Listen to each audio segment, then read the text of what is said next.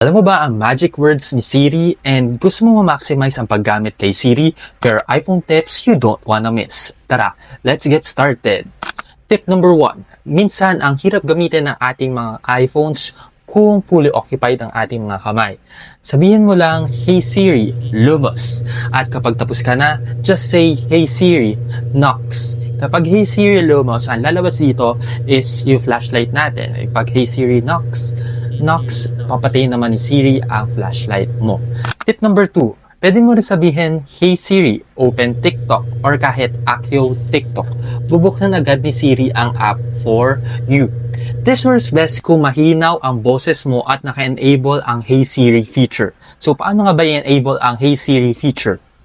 Here's a quick guide para i-enable natin si Siri. So, pumunta ka lang sa Settings, Siri and Search, turn on Listen for Hey Siri. Dahil doon, ma-enable na ang Hey Siri feature ng iPhone mo. If you want more iPhone hacks, make sure to follow, comment, and react.